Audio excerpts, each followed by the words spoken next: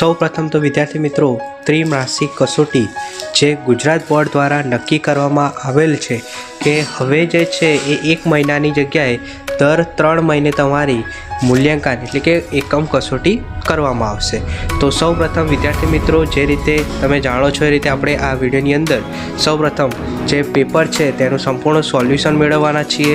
તો ખાસ વિદ્યાર્થી મિત્રો આ સંપૂર્ણ વિડીયોને અંત સુધી જોતા રહેજો અને ચેનલ પર ન હો તો સૌ પ્રથમ ખાસ સીઆર એજ્યુકેશન ચેનલને સબસ્ક્રાઈબ કરી દેજો।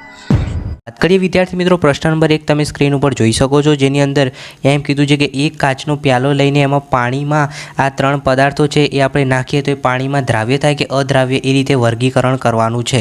તો પહેલું છે ખાંડ, તો ખાંડને આપણે પાણીમાં નાખીશું તો એ શું થશે? તો એમાં જવાબ આવશે પાણીમાં દ્રાવ્ય।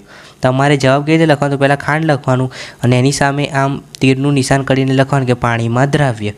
પછી રાઈના દાણા, તો રાઈના દાણા એ શું આવશે? પાણીમાં અદ્રાવ્ય। તો રાઈના દાણા પછી તીરનું નિશાન કરીને લખવાનું કે પાણીમાં અદ્રાવ્ય। એવી જ રીતે વિદ્યાર્થી મિત્રો ત્રીજું છે કોપરેલના 2-3 ટીપા, તો એ પાણીમાં શું થશે? અદ્રાવ્ય। બરાબર, તો સિમ્પલ છે, આ રીતે 3-3માં લખવાનું છે। પહેલાં 3-3ના નામ લખી દેવાના, ખાંડ, રાઈના દાણા, કોપરેલના 2-3 ટીપા। ખાંડ પાણીમાં દ્રાવ્ય, જ્યારે રાઈના દાણા અને કોપરેલના 2-3 ટીપા એ પાણીમાં અદ્રાવ્ય હોય। પ્રશ્ન નંબર 1B જે છે તમે જોઈ શકો છો, એમાં તમને નીચે એક બીકર આપેલું છે જેની અંદર કેટલીક વસ્તુઓ મૂકેલી છે। તો આના આધારે તમારે જણાવવાનું છે કે આ વસ્તુ તરશે કે ડૂબશે। તો પહેલી વસ્તુ છે રેતીના કાંકરા, તો જે રેતીના કાંકરા હોય છે પાણીમાં શું તરશે ભાઈ? ડૂબી જશે। તો તમારે લખવાનું રેતીમાંનો કાંકરો, પછી તીરની નિશાની કરીને લખવાનું કે પાણીમાં ડૂબી જશે, ડૂબી જશે। ત્યારબાદ સૂર્યમુખીના તેલનું ટીપું, તેમાં તીરનું નિશાની કરીને લખવાનું કે પાણીમાં તરશે, પાણીમાં તરશે। ક્લિયર? તો આ રીતે જવાબ લખવાના છે, જેના 2 માર્ક્સ છે। એકદમ સહેલું છે, રેતીમાંના કાંકરા એ પાણીમાં ડૂબી જશે, તમે નીચે જોઈ શકો છો આયરા કાંકરા, અને સૂર્યમુખીના તેલનું ટીપું જે છે એ આવતા ઉપર પાણીમાં તરશે।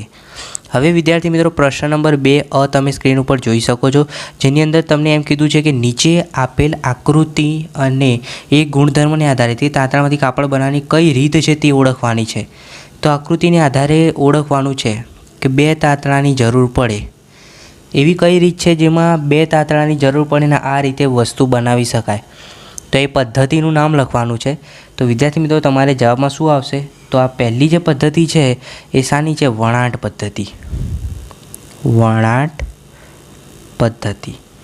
ત્યારબાદ જો આ બીજી જે આકૃતિ છે, 1 તાંતણાની જરૂર પડે, તો યાદ રાખજો 2 તાંતણાની જરૂર પડે તો વણાટ આવે, 1 તાંતણાની જરૂર પડે તો જવાબ શું આવશે? ગૂંથણ, ગૂંથણ પદ્ધતિ। ક્લિયર વિદ્યાર્થી મિત્રો? તો અહીંયા 1-1 માર્ક્સ મળશે, એટલે ટોટલ આ 2 માર્ક્સનો પ્રશ્ન છે। આગળ જોઈએ પ્રશ્ન નંબર 2B, જેની અંદર એમ કીધું છે મને ઓળખો। તો આપણે જોઈ લઈએ પહેલો પ્રશ્ન, હું ખાદ્ય સામગ્રીમાં રહેલું એવું પોષક તત્વ છું કે જેની ઓળખ કરવા માટે માત્ર એક કાગળ સિવાય અન્ય કોઈ રસાયણની જરૂર પડતી નથી। તો એવું કોણ છે ભાઈ? ચરબી। બરાબર છે, લિપિડ પણ લખી શકો, ચરબી પણ લખી શકો। આપણે માથામાં તેલ નાખીએ છીએ તો કાગળ વડે આપણે ચેક કરીએ છીએ, બરાબર ને? એ જ રીતે આ ચરબીનો પ્રયોગ કરી શકાય છે, જેમાં કોઈ રસાયણની જરૂર પડતી નથી, માત્ર કાગળથી એની ટેસ્ટ કરી શકાય, એટલે જવાબ આવશે પહેલામાં ચરબી। બીજો પ્રશ્ન છે ખાદ્ય સામગ્રી સાથે પાણી, કોપર સલ્ફેટ અને કોસ્ટિક સોડાનો ઉપયોગ કરીને તે સામગ્રીમાં મારી હાજરી જાણી શકાય છે। તો એવી કઈ સામગ્રી છે જેની ચકાસણી કરવા માટે કોપર સલ્ફેટ અને કોસ્ટિક સોડાનો ઉપયોગ કરવામાં આવે છે? તો જવાબ આવશે પ્રોટીન।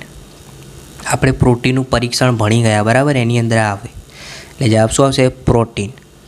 ત્રીજું છે મને રેસાઓને વડ ચડાવી બનાવવામાં આવે છે। તો રેસાઓને વડ ચડાવી શું બનાવવામાં આવે? તાંતણા બનાવવામાં આવે, યાદ રાખજો।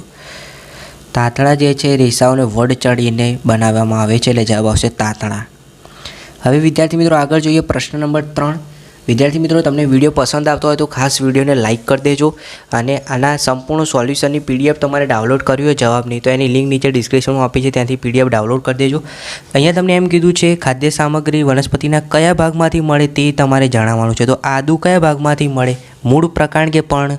તો આદુ જે છે વનસ્પતિના મૂળમાંથી જોવા મળે, એટલે આદુમાં જવાબ શું આવશે? મૂળ।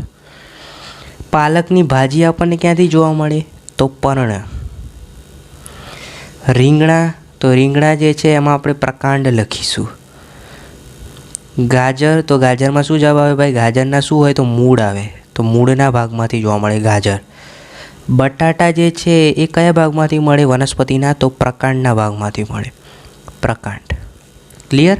તો આ રીતે તમારે આદું લખવાનું, એની સામે જવાબ મૂળ, આ રીતે તીરની નિશાની કરીને ડાયરેક્ટ જવાબ લખી દેવાના છે. એકદમ ઇઝી છે. મેં 5 જવાબો મેં તમને કહી દીધા. ક્લિયર? આ પ્રશ્નના વિદ્યાર્થી મિત્રો એકદમ સહેલો પ્રશ્ન છે જેના 5 માર્ક્સ છે. ઓકે, ચલો આગળ જોઈએ. પ્રશ્ન નંબર 4, જેની અંદર પહેલો પ્રશ્ન છે 2 માર્ક્સનો છે. તમને એમ કીધું છે કે બોજો જે છે એક વ્યક્તિનું નામ છે. બોજો દરરોજ ખોરાકમાં બટાટાનું શાક અને રોટલી જ આરોગે છે. આમ કરવાથી તેને પડનાર સંભવિત મુશ્કેલી અંગે તમે શું સમજ આપશો? તો એ રોજ શું ખાય? બટાકા અને રોટલી. હવે બટાકા અને રોટલી ખાય એટલે એનો મતલબ બટાકામાં શું હોય? કાર્બોદિત. તો બોજામાં માત્ર કાર્બોદિત જ રહેશે, બાકીના જે અન્ય પોષક તત્વો છે, ચરબી છે, પ્રોટીન છે, આ પોષક તત્વોની ઉણપ સર્જાશે, આથી તે બીમાર પડી જશે. તો તમારે આ રીતે જવાબ લખવાનો છે. આગળ જોઈએ બીજો પ્રશ્ન જે 2 માર્ક્સનો છે. ખાદ્ય સામગ્રીમાંથી પોષક તત્વો નષ્ટ ન થઈ જાય તે માટે તમે કઈ કાળજી રાખશો? તો આના સંપૂર્ણ જવાબની PDF જે છે ડાઉનલોડ કરી દેજો, જેની લિંક નીચે ડિસ્ક્રિપ્શનમાં આપી છે સોલ્યુશનની, જેથી તમે દરેક પ્રશ્નો તૈયાર કરી દેજો.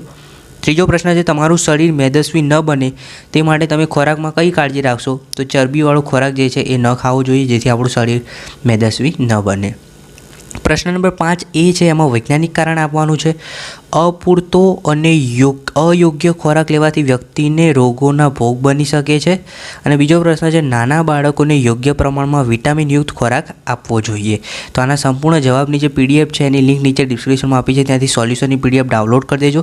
આગળ પ્રશ્ન નંબર 5 છેલ્લો પ્રશ્ન છે. એમાં એમ કીધું છે, બરાબર સમજો, મસ્ત પ્રશ્ન છે, એકદમ ઇઝી છે અને ખાસ કરીને પૂછાશે. ખાસ યાદ રાખજો. વ્યક્તિની કુંઠિત વૃદ્ધિ, ફૂલેલો ચહેરો, વાળનો ફીકો રંગ, ત્વચાના રોગ મુખ્યત્વે શું જવાબદાર છે? તો આ માટે શું જવાબદાર હોય ભાઈ?